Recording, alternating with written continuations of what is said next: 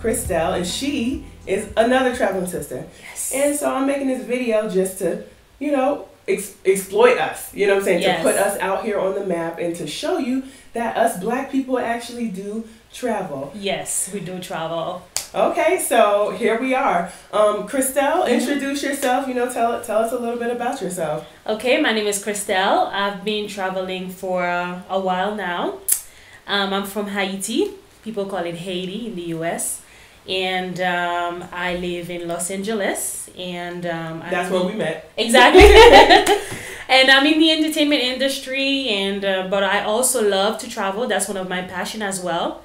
And it's been quite an experience traveling, being a black woman traveling the world. So yeah. Okay, so first question, what are some main differences that you have seen, because I know you've traveled with a lot of other people, or you've seen a lot of other people while traveling. So what is some of the main differences that you've encountered being a black woman traveling versus seeing how other women are treated in different countries, positive and negative? I would say it's more towards leaning towards the positive sides because they don't see a lot of us traveling. So when I travel, I get a lot of freebies because they don't see me and they want me to remember them, so they give me a gift. I remember when I was in Cambodia and this old lady approached me at the bus stop and she gave me some money. And then I was like, no, actually, I should give you some money because I'm a visitor and stuff. She's like, no, this is a gift for you. And the people was telling me that it's a way of a blessing. They blessing you because you are a tourist. And then she was telling me that's the first time she sees a black woman in her country. And she was touching me, touching my hair. So I've received a lot of positive, sides. Like it's very positive energy when I travel. Being a black woman traveling the world. Negative? Yeah, because I was just about to ask you. So on the other side of the coin, like what have you experienced negative? Negative? I've been sexually harassed a few times, but I know how to handle it because they have that thought that black women. I don't know. We are prostitutes. Exactly. Okay, yeah. She just said it. So I've been sexually harassed, but I know how to handle it, and I tell them no. If you want to take a picture, let's take a picture. But but I do it in a friendly way, especially when you're dealing with a man. You have to be a little friendly, even though he's coming to you sexually. But it's because I'm alone, so I have to do it in a friendly way. I would say that's the negative, and and so that's gonna kind of lead me into my next question about you. You said you do it alone, so you mainly travel solo, right? And you've been to far more countries than I have solo, and probably far more countries than I have in general. So, what are some perks about traveling solo as a woman? Like, were you nervous initially to start traveling as a black woman by yourself? Because it is, let's face it, is very, very different traveling as a white woman and a black woman because they're not used to seeing us in a lot of different places. So what were your first initial thoughts on traveling solo as a black woman? Solo, actually, I love adventure, so I was really excited. Because when you look at the media, they don't show us black women traveling. And I was like, I'm going to break the barrier. I'm just gonna go solo. And the fact that I'm traveling solo, I can do whatever I want, whenever I want. I don't have somebody to tell me what to do. And I like to go, I'm very spontaneous. I enjoy, spontaneity, spur of the moment. So, I like to travel solo. I make friends easily because they see you traveling solo, so they are a little intrigued by the fact that they see a black woman traveling solo, so they want to know my story. So I'm being stopped many times telling people my story, and the fact that I'm coming from Haiti, people usually ask me how I can afford to travel because they think that Haiti is a poor country and I'm traveling alone. So people are very curious to know my story traveling alone.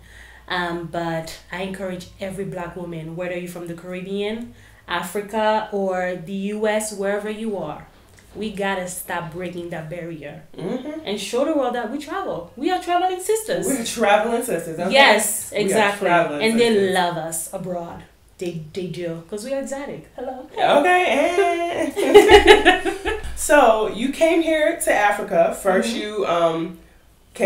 first you went to Egypt a few months ago, but here you went to Kenya, you went to Tanzania. So okay, we all know the kind of misinterpretation, and we know what they portray about Africa in the media. So your experience with Africa so far, like what do you see?